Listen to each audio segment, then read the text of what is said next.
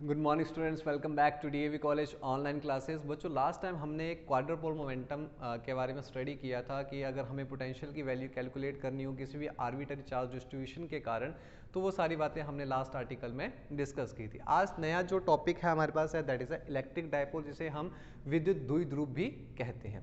अब बच्चों, basically dipole से ही हमें पता लग रहा है कि डायपोल बेसिकली क्या है कि आपके पास एक ऐसा सिस्टम है जिसमें दो पोल्स होंगे। डाई का मतलब टू, ठीक है, जिसमें क्या होंगे आपके पास दो पोल होंगे। द्विध्रुव का भी मतलब क्या हुआ, द्विध्रुव अगर हिंदी में बात करें, द्विध्रुव का मतलब क्या है, जिसके पास दो ध्रुव्स होंगे, ठीक है, दो पोल्स होंगे, ठीक है। तो डायपोल्स आपके पास एक वैसा सिस्टम है। तो डायपोल बेसिकली क्या है कि is a system that is consist of equal and opposite charges, कि एक ऐसा सिस्टम है जिसमें इक्वल और ऑपोजिट चार्जेस हैं, पहली बात। और उनके बीच में क्या होगा, स्मॉल डिस्टेंस होगा। जैसे सपोज करो कि मैं यहाँ पे एक चार्ज लेता हूँ माइनस क्यू, ठीक है, और यहाँ पे एक चार्ज लेता हूँ प्लस क्यू, क्लियर। और इन दोनों के बीच का जो डिस्टेंस है बच्चों, वो कितना हमने कंसीडर कर लिया, दैट इज द 2L। उसे हमने क्या कंसीडर कर लिया, 2L।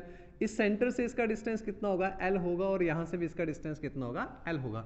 ये 2L हम क्यों कंसीडर कर रहे हैं, फॉर द सिमेट्री। हम सिमेट्री के लिए इस चीज को कंसीडर कर रहे हैं। आप इसको L भी ले सकते हो, तो ये डिस्टेंस L/2 और ये डिस्टेंस L/2 हो जाएगा, ठीक है। तो इसमें कोई रिस्ट्रिक्शन नहीं है कि आपने 2L ही लेना है, ये जस्ट फॉर द सिमेट्री के लिए हम इस चीज को कंसीडर करते हैं। तो आपके पास ये एक पूरा सिस्टम है जिसमें इक्वल एंड ऑपोजिट चार्जेस हैं, और उन दोनों के बीच का जो डिस्टेंस है वो बच्चों कितना है, 2L के इक्वल होगा। तो ये आपके पास इलेक्ट्रिक डायपोल बन गया। अब यहाँ पे क्या होगा कि डायपोल मोमेंटम, जब एक और टर्म्स आती है हमारे पास, इलेक्ट्रिक डायपोल मोमेंटम। क्या आती है टर्म, इलेक्ट्रिक डायपोल मोमेंट।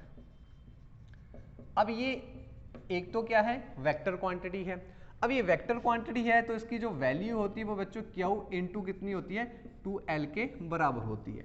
मतलब जो आपके पास ये दो चार्जेस है, दोनों चार्जेस का जो अमाउंट ऑफ चार्ज है वो तो सेम है, वो तो Q ही है। इसका जो नेचर है दैट इज अ डिफरेंट, कि एक पॉजिटिव है और एक आपके पास क्या है, नेगेटिव है। तो magnitude of either charge into आपके पास डिस्टेंस बिटवीन देम, कि इन दोनों के बीच का जो डिस्टेंस है वो आपके पास उन दोनों का जो प्रोडक्ट है वो बेसिकली आपके पास क्या बनेंगे, डायपोल मोमेंटम बनेगी। दूसरी चीज आप लोगों ने क्या ध्यान में रखनी है कि डायपोल मोमेंटम की जो डायरेक्शन है वो बेसिकली क्या होती है, that is negative to positive charge, ठीक है, नेगेटिव टू पॉजिटिव चार्ज होगी। मतलब डायपोल अगर हम यहाँ पे बात करें तो इसकी direction that is capital P, इसकी डायरेक्शन क्या होगी, नेगेटिव टू पॉजिटिव की तरफ होगी। इलेक्ट्रिक फील्ड जो है उसकी डायरेक्शन पॉजिटिव टू नेगेटिव होती थी, डायपोल जो मोमेंटम है उसकी डायरेक्शन नेगेटिव टू पॉजिटिव होगी। Electric field positive to negative, ये नेगेटिव टू पॉजिटिव, ध्यान रखें इस चीज का, ठीक है। तो आपके पास क्या है, इलेक्ट्रिक डायपोल एक ऐसा सिस्टम है that is consist of equal and opposite charges having a small distance, very small distance between them, कि इन दोनों के बीच में जो है बहुत कम डिस्टेंस जो है वो होता है, ठीक है। और डायपोल मोमेंटम क्या है कि जो चार्ज है और जो डिस्टेंस है उन दोनों का प्रोडक्ट जो है वो आपके पास क्या होगा, डायपोल मोमेंटम होगा, और उसकी डायरेक्शन जो वो नेगेटिव से पॉजिटिव की तरफ होगी। क्लियर यहां तक बात। अब यहां पे देखो नेक्स्ट हमें क्या कैलकुलेट करना, कि यहां तक तो हमारा ये बेसिक था, ये आप लोगों ने पढ़ा भी है। वैसे एक ऐसा टॉपिक है जो बच्चों आप लोगों ने अपना +2 लेवल तक भी उसको स्टडी किया है। अब बच्चों हम क्या करेंगे, अब हमें क्या करना है बेसिकली, अब हमें बेसिकली क्या करना है, पोटेंशियल की वैल्यू जो वो कैलकुलेट करनी है, potential at any point due to electric dipole, कि इलेक्ट्रिक डायपोल के कारण हमें किसी पॉइंट पर जो है, डायपोल के कारण हमें किसी पॉइंट पर जो वो पोटेंशियल की वैल्यू कैलकुलेट करनी है। अब ये हमने एट एनी पॉइंट लिया, मतलब कि वो डायपोल के साथ कोई एंगल बना रहा होगा, ना तो हम उसकी एक्सिस पर बात कर रहे हैं ना ही हम इक्वेटोरियल पर बात कर रहे हैं। एक्सिस का मतलब क्या होता है कि जब वो एंगल 0 बनाएगा, इक्वेटोरियल का मतलब जो जब एंगल उसका कितना है 90 डिग्री। जैसे कि सपोज करो कि आपके पास ये नेगेटिव चार्ज है, ठीक है, और यहाँ पे मैंने 2L डिस्टेंस पर एक पॉजिटिव चार्ज कंसीडर कर लिया, ठीक है, एक नेगेटिव चार्ज कंसीडर कर लिया और एक जो वो आपने क्या किया, पॉजिटिव चार्ज कंसीडर कर लिया। दोनों के बीच का डिस्टेंस बच्चों हमने 2L कंसीडर कर लिया, यहाँ सेंटर कंसीडर किया तो यहाँ से डिस्टेंस इसका L है और यहाँ से भी डिस्टेंस कितना है, इसका L है, ठीक है। अगर हम इसकी एक्सिस पर बात करते हैं तो यहाँ पे एंगल जो होता है P के बीच में, P और जो एक्सिस है 0 होता, यहाँ पे लेता तो 90 डिग्री होता। अब हमने कोई पॉइंट लिया बच्चों यहाँ पे, ठीक है, P पॉइंट कंसीडर कर लेते हैं जो कि कहाँ पर है, r डिस्टेंस पर है और वो कितना एंगल बना रहा है, थीटा। और ये एंगल बच्चों हमेशा किसके साथ बनता है, इस p के साथ, जो हमने डाइपोल मोमेंटम बात कर रहे हैं ना, उसके साथ ये एंगल बनाया जाता है। ठीक है, तो ये डाइपोल मोमेंटम आपकी ये रही, ठीक है, आपकी एक्सिस इस तरफ है, ठीक है, तो एंगल कितना हो गया, थीटा एंगल जो वो कंसीडर कर लिया। ठीक है, आपने एक और चीज़ हमेशा याद रखनी है कि ये जो हम पॉइंट कंसीडर करते हैं उसका डिस्टेंस हमेशा इसके सेंटर से मेजर किया जाता है। सपोज करो कि अगर पॉइंट यहाँ होता तो डिस्टेंस हम यहाँ से मेजर करते ना कि इस चार्ज से। अगर आपको पॉइंट यहाँ होता तो डिस्टेंस कहाँ से मेजर होगा, ये इसके सेंटर से मेजर किया जाता है। तो हमेशा जो डिस्टेंस है वो उसके सेंटर से ही मेजर किया जाएगा। अब हमें क्या करना है, पोटेंशियल की वैल्यू निकालनी है कि किसी भी पॉइंट पर, कहाँ पर, at any point due to the dipole. तो हम क्या करेंगे, अब हम सबसे पहले क्या करते हैं, हम क्या करेंगे कि इंडिविजुअल चार्जेस के कारण जो है इसकी वैल्यू कंसीडर करेंगे। जैसे सपोज कर लो कि ये पॉइंट ए हमने मान लिया, ये पॉइंट हमने बी मान लिया और ये सेंटर का तो ओ हमने कंसीडर किया। हम मान लेते हैं कि ये जो चार्ज है बच्चों वो इस पॉइंट से r1 डिस्टेंस पर है और ये जो पॉजिटिव क्यू चार्ज है वो r2 डिस्टेंस पर यहाँ पर है। ठीक है, तो हम क्या बात करेंगे, नाउ पोटेंशियल हम निकाल लेंगे, विभव की वैल्यू हमें पता है कि पॉइंट चार्ज के कारण, पहले हम इस पॉइंट चार्ज के कारण इस पर वैल्यू कैलकुलेट कर सकते हैं, क्योंकि पॉइंट चार्ज के कारण हमने पोटेंशियल की वैल्यू कैलकुलेट की है, वो हमें पता है, वो किसके बराबर होती है हमारे पास, जो हमने फॉर्मूला निकाला था के क्यू अपॉन में आर के बराबर होती है। तो वही फॉर्मूला बच्चों हम यहाँ पे यूज करने वाले हैं। तो पोटेंशियल एट पॉइंट किस पर, पी पर, ड्यू टू किसके कारण, due to negative Q charge. ठीक है, तो इसको मैं नाम दे देता हूं V1। ठीक है, अब इस V1 की वैल्यू किसके बराबर आएगी बच्चों, देखो K, ठीक है, Q, ठीक है, डिवाइडेड में, अब यहाँ पे Q कितना है, माइनस है तो इसको माइनस लेके चलूंगा, और डिवाइड में कितना आ जाएगा बच्चों, आपके पास R1 आ जाएगा। डिस्टेंस कितना है, R1 है। उसी तरह पोटेंशियल एट पॉइंट P किसके कारण, due to positive Q charge. ठीक है, तो वो किसके बराबर आएगी, V2, वो किसके बराबर आएगी, KQ, और डिस्टेंस कितना है, R2। अब यहाँ पे पॉजिटिव चार्ज था इसलिए यहाँ पे पॉजिटिव चार्ज, यहाँ पे नेगेटिव चार्ज था इसलिए वहां पे नेगेटिव चार्ज। तो देयरफॉर जो टोटल होगी, therefore total potential at point P due to किसके कारण, ड्यू टू डाइपोल। अब डाइपोल के कारण जो पोटेंशियल होगी बच्चों वो इन दोनों का क्या होगी, बेसिकली सम होगी। तो वो किसके बराबर आ गई, V के बराबर, V1 प्लस कितना आ जाएगा, V2। अब इसकी वैल्यू अगर हम यहाँ पे पुट करते हैं तो V1 की वैल्यू कितनी थी, माइनस KQ अपॉन में R1 प्लस KQ अपॉन में R2। तो यहाँ से हम इसको ऐसे लिख सकते हैं, देखो K तो आपका कॉमन है और आपकी Q भी आपका कॉमन है, तो यहाँ से 1/R2 minus 1/R1, this is equation number, इसको हम क्या कंसिडर कर लेते हैं, 1।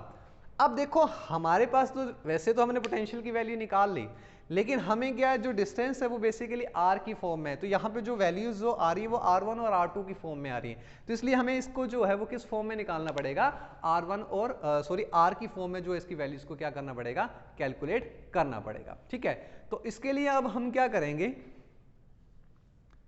ठीक है, यहां तक बात क्लियर हुई। अब मैं यहां पे क्या करूंगा, देखो अब इस चीज को ध्यान से समझे। अब हम क्या करेंगे कि मुझे बेसिकली क्या करना है कि ये जो R1 और R2 है इसकी वैल्यू निकालनी in the form of a R। किस फॉर्म में इसकी वैल्यू निकालनी है, R की फॉर्म में इसकी वैल्यू इसको क्या करना है, कैलकुलेट करना है। तो इसके लिए हम क्या करेंगे, देखो कि मैं यहां से क्या करूंगा कि एक ये जो आपका Q चार्ज है, ठीक है, ये जो आपकी एक्सिस है कौन सी, OP एक्सिस है, इसको मैं क्या करूंगा, बैकवर्ड प्रोसीड करूंगा और यहां से इसके ऊपर एक परपेंडिकुलर ड्रॉ करूंगा।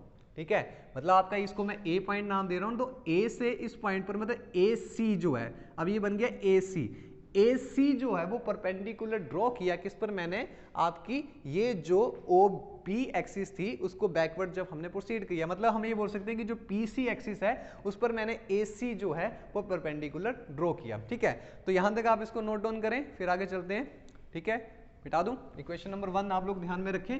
नाउ हम ये बोलेंगे, now draw a AC perpendicular on, किस पर हम ड्रॉ कर रहे हैं, PC के ऊपर। ठीक है ना, now draw AC perpendicular on PC।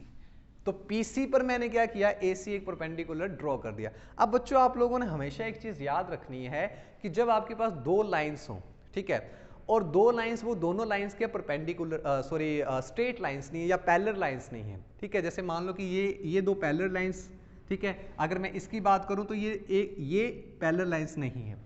तो जब हम इनके बीच में कोई परपेंडिकुलर डिस्टेंस ड्रॉ करते हैं तो ये जो परपेंडिकुलर डिस्टेंस जिस पॉइंट से और जिस पॉइंट पर ड्रॉ किया गया, तो ये वाले जो डिस्टेंसेस होंगे ये हमेशा क्या होंगे, इक्वल होंगे। तो अगर मैं यहां से बात करूं तो मैं ये बोल सकता हूं कि ए पी जो है वो किसके बराबर होगा, इस सी पी के इक्वल होगा, ठीक है। तो यहां से ड्रॉ करने का लॉजिक हमारे पास क्या आया कि यहां से हम ये बोल सकते हैं कि जो ए पी की वैल्यू वो ए सी के इक्वलेंट होगी, ठीक है। तो हम सबसे पहले क्या करेंगे, हम सबसे पहले देखो ये एंगल एक थीटा है तो इसका मतलब ये एंगल भी कितना होगा आपके पास, थीटा होगा। अगर ये एंगल आपका थीटा है तो ये एंगल भी कितना होगा आपका, थीटा होगा।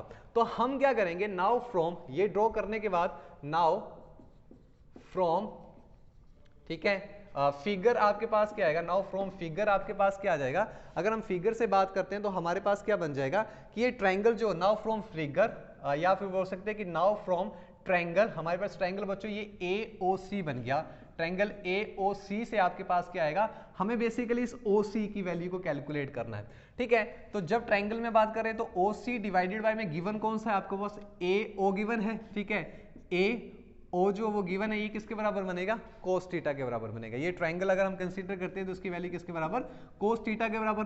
OC, ठीक है, AO cos थीटा इधर जाएगा, ठीक है। तो OC की वैल्यू बच्चों, AO की वैल्यू कितनी है, L है, तो ये कितना बन जाएगा, L cos थीटा, ठीक है। नाउ अब देखो ये जो मेरे पास PC है, अब हम क्या करेंगे, इस PC को कैसे लिख रहे हैं, नाउ ये जो PC है बच्चों वो आपके पास किसके बराबर होगी, इसको मैं लिख सकता हूं OP प्लस OC।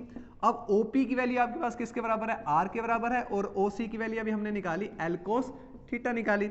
अब ये PC जो है इसको मैं अप्रोक्सीमेटली लिख सकता हूं किसके बराबर, AP के बराबर। जो अभी मैंने आपको बात बताई थी कि दोनों जो डिस्टेंसेस जो होंगे A से लेकर P तक और P से लेकर C तक इक्वल होंगे। तो ये तो हमारे पास R1 है, तो इसको क्या लिख सकता हूं मैं, इसको R1, ठीक है, विच इज इक्वल्स टू किसके बराबर, R plus L cos theta के इक्वल आ जाएगा।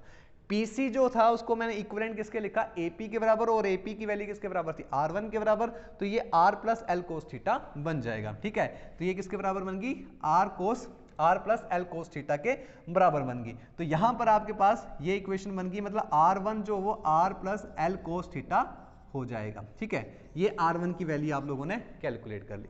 अब उसी तरह मेरे को क्या R2 की वैल्यू कैलकुलेट करनी थी, तो मैं यहां से क्या करूंगा, एक परपेंडिकुलर ड्रॉ करूंगा इस एक्सिस के ऊपर, इसे मान लेता हूं D, ठीक है। तो यहां से अब आप क्या बोलेंगे, यहां से अब आप लोग क्या बोलेंगे कि नाउ ड्रॉ आ, चलिए अब हम क्या बोलेंगे, नाउ ड्रॉ कौन सा आपके पास BD परपेंडिकुलर ऑन आपके पास कौन सा है, OP, ठीक है। किस पर हम ड्रॉ करेंगे, OP के ऊपर हमने ये परपेंडिकुलर ड्रॉ किया। अब देखो कि हमें इस OD की वैल्यू चाहिए थी, ये ट्रायंगल है D, तो यहां से OD की वैल्यू और ये आपके पास OB जो वो गिवन है, तो फ्रॉम ट्रायंगल आपके पास ट्रायंगल कौन सा बनेगा, ये वाला, ठीक है, BOD। तो यहां से OD डिवाइडेड बाय में OB इज इक्वल्स टू किसके बराबर, cos थीटा के बराबर ही बनेगा। OD की वैल्यू जो OB की वैल्यू कितनी, अगेन L है, तो OB cos theta which is equals to L cos theta के इक्वल इसकी वैल्यू बन जाएगी। क्लियर होगी बात। तो OD की वैल्यू जो बच्चों वो किसके बराबर बनेगी, बेसिकली OD की वैल्यू आपके पास L cos थीटा के बराबर रह जाएगी। क्लियर यहां तक।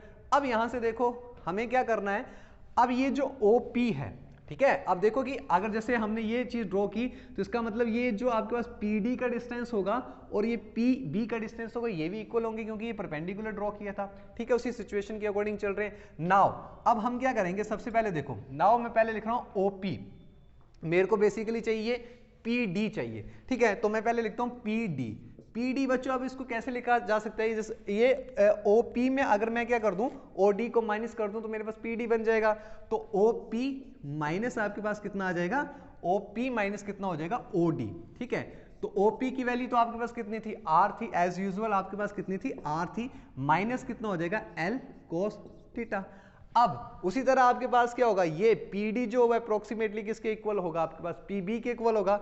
सिंस हम ये बोल सकते हैं कि PD इज अप्रोक्सीमेटली आपके पास किसके बराबर, PB के बराबर, और PB की वैल्यू आपके पास किसके बराबर है, R2 के बराबर। ठीक है, तो इसकी वैल्यू आपके पास किसके बराबर है, R2 के बराबर।